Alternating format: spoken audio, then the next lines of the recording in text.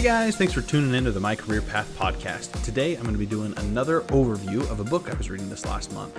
It's called The Power of Habit, Why We Do What We Do in Life and Business by Charles Duhigg.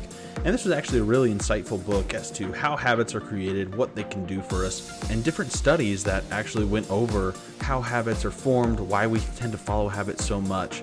So let's get into it. One of the big parts of the book that Charles Duhigg actually kind of argues is how habits are actually created in the sense, or why habits are. And it's this idea of there's a cue, then there's a routine, and then there's a reward. And that's just how our bodies just work. One of the examples that he gives is actually when your phone vibrates or rings or whatever else. You kind of have that instinct to go, hey, I need to pull that out. Because the cue is, hey, that notification comes on. You get that little ping. And the routine is, well, I got to check it, see what it is. The reward, you get a little distracted. Or someone messaged you, or something that you wanted just became available and whatnot. And so there's always this cue, routine, reward kind of circle that's always ongoing for all these habits. And you can kind of use those, especially in marketing, that can just incentivize people to use your product or think of your product anytime it's going. One of the examples that he actually gives is about toothpaste. And toothpaste has been around for eons. I mean, there are recorded histories of Egyptians using it, Romans, to actually keep dental hygiene. Granted, at that time, it wasn't super effective, but they had these kind of polishes for their bones and for their teeth especially. But it wasn't until about the 1900s that it really began skyrocketing, especially here in the US, where they added a foaming agent to it. And what that agent really did, it didn't really help clean anything else, but it left you with that sense of that kind of freshness. You know the feeling, like after you finish brushing your teeth, you kind of get, not like a burning sensation, but like there's this, like the sparkle in the commercials that people get.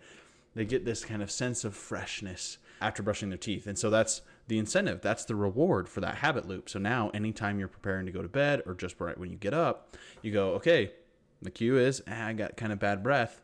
The routine, brush my teeth. And that reward is, okay, freshness. I get that kind of tingling sensation in your mouth.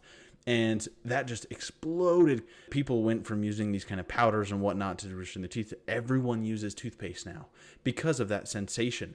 And it really didn't add anything. Another example they gave was actually Febreze. And Febreze started out as, hey, we'll remove all the bad odors that are in your house.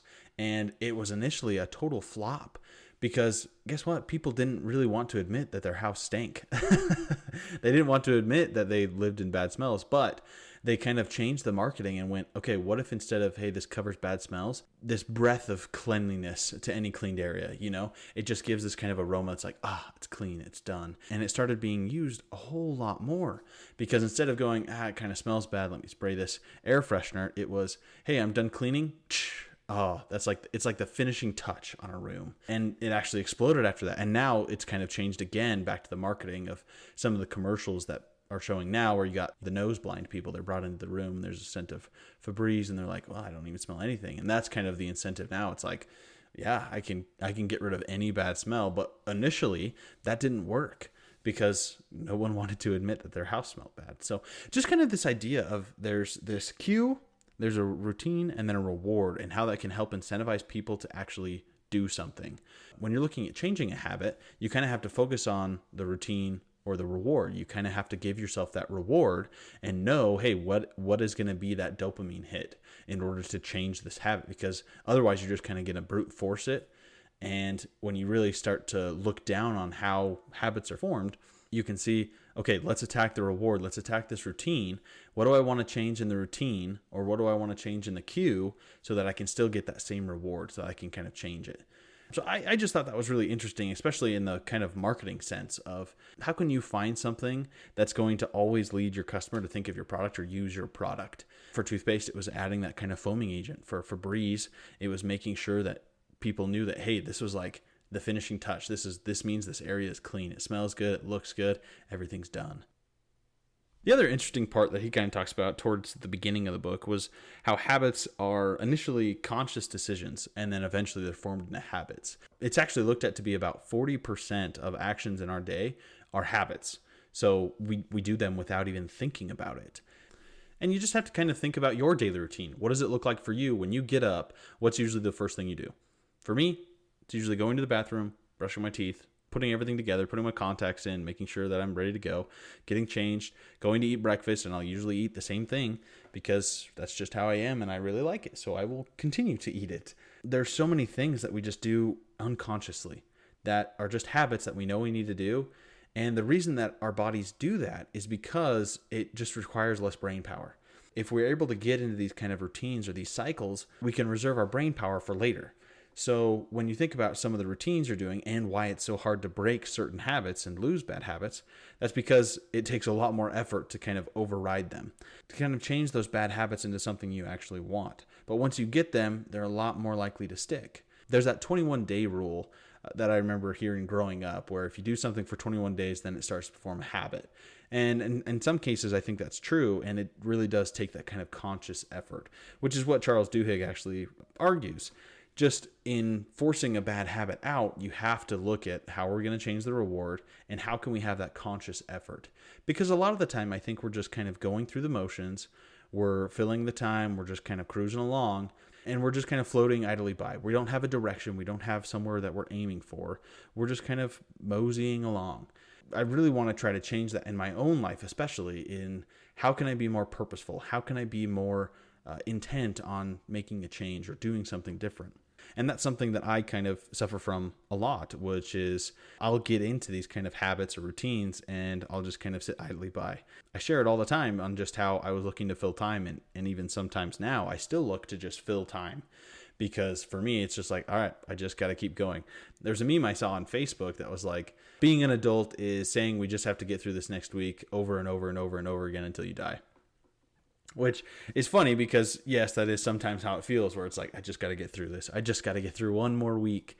But in the same case, it's like, okay, if we're looking at our time, like just kind of going by until we die, I'm like, that's really kind of depressing. And really trying to find like a purpose or some kind of a goal that we're shooting for, or some kind of a goal that we're shooting for is going to be way more impactful. The other thing I really liked about this book is just kind of how he talked about how habits are just as much a curse as they are a benefit. Think about all the habits you have in your life. Think about your morning routine, how you get ready for work, what you do at work, what you do when you come home, what you do when you get ready for bed, what you do to prepare dinner, like all of these different things that you have. Some of them really, really helpful. You can just kind of cruise along, just do what you have to get done. Everything gets accomplished. Everything's done a great job.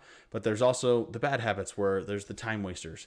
I can't tell you how much time I spend scrolling on YouTube to try to find a video where it's like, this is so much wasted time.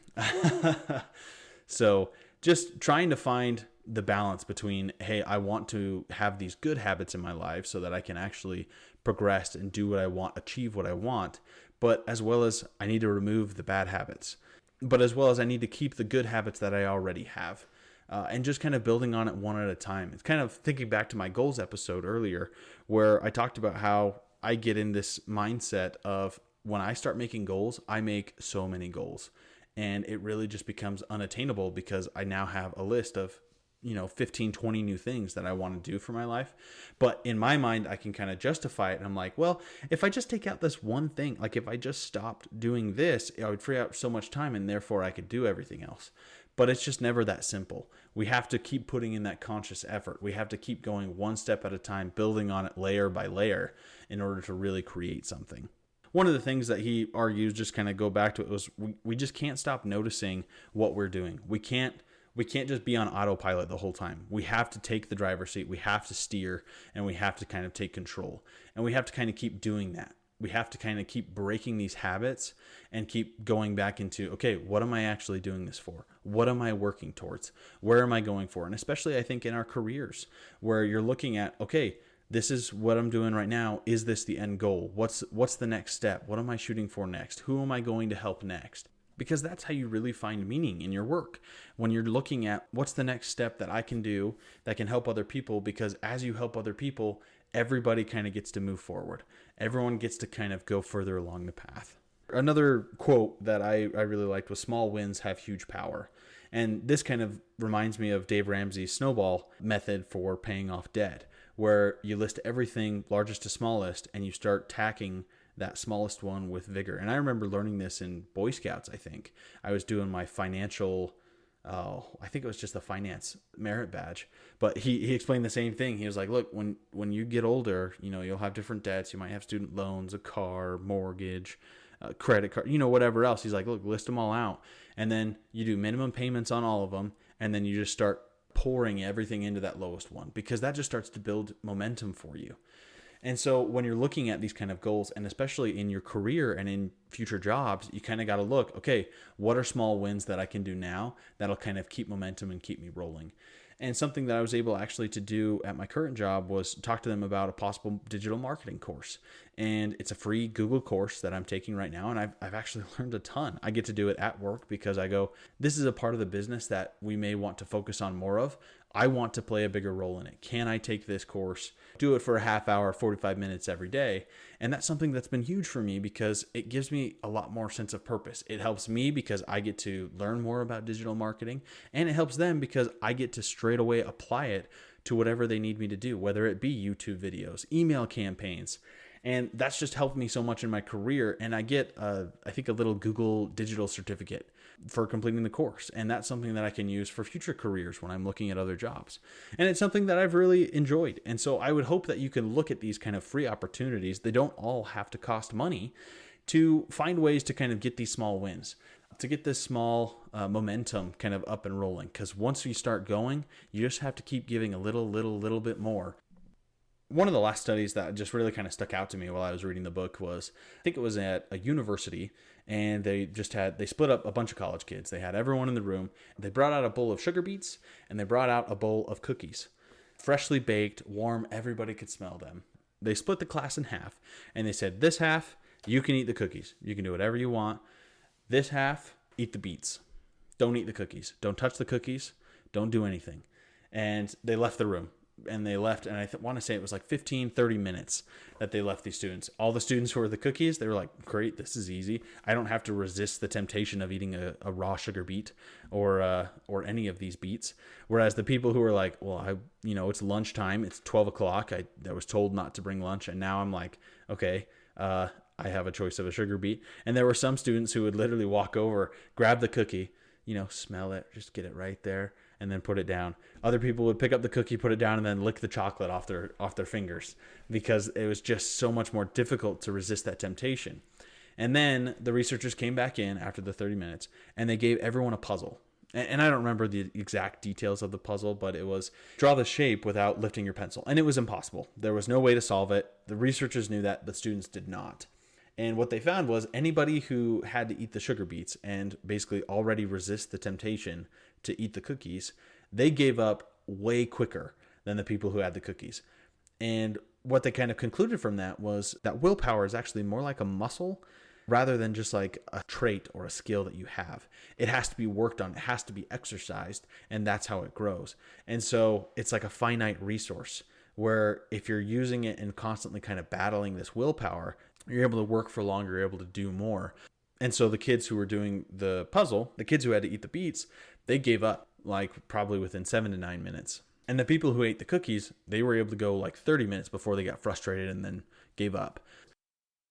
And another study that Charles Duhigg actually talks about was how self-discipline actually was a greater indicator of better grades than IQ, where the students who were able to study hard, put in the time, put in the effort, usually performed better on test assignments than kids who were just really, really smart by themselves. And that's something that kind of just gives me hope. I was pretty average in school. I was pretty average at everything I usually do. But if I have that level of self-discipline and work ethic, then that's something that can really help me to improve, to really help me land a really good career, to land a really good job, to help people out in fields and areas that I really want, that I have a passion for. Well, and recognizing is just half the battle. Understanding what is going on and what you can do to actually fix an issue, whether it be in your career, in your life, in your finances, understanding what's going on is half the battle. Then it's mapping out a plan and getting there. That's why I talk with people about their career paths, because recognizing how someone got to somewhere and realizing that it wasn't just instantaneous success, that seeing, hey, there's this path that they go on, that they worked, they developed, and they added to themselves over, and seeing that that actually works and going, hey, I can do something similar to that. I can work on this little thing. I can build that little momentum and get to where I'm going. And that's just super impactful for our lives. And I'll kind of end with this, where it was a quote from Howard Schultz that Charles Duhigg actually talked about. And it was, if you tell people that they have what it takes to succeed, they'll prove you right. Just having that belief that something can be accomplished, that something can be done, can help push us so much farther. People want to prove that they can be more than they are. That's something that can be constantly clouded with the ongoing voices that are in our everyday life. Just kind of having that state of realizing what other people are capable of accomplishing and telling them that they can do it, you can achieve, just incentivizes people and gives them hope. And that's something that I think is really lacking, where we have such a desire to compete and contest with one another rather than work together to find a common solution. You see that in political parties. You see that in whatever area you're in, finding ways that we can actually benefit from each other and grow from each other and learn from each other in our careers especially can be so much more beneficial. So I hope you guys enjoyed. I hope you guys pick up this book, The Power of Habit by Charles Duhigg. I hope you guys give it a read. It was a little heavy on the research, I'm not going to lie, but the studies that they did just provided so much insight as to what it means to be a human, what it means to create habits and kind of go that route. So I hope you guys enjoyed. If you did, make sure to leave a follow, make sure to leave a 5-star review. Please send me your feedback. I'd love to hear from you guys. Send me an email. That's colten at mycareerpathpodcast.com, or go to my website, mycareerpathpodcast.com, and just go to the About Us, and you can send me a line. So I really appreciate it. I hope you guys have a great rest of your day. I'll catch you later.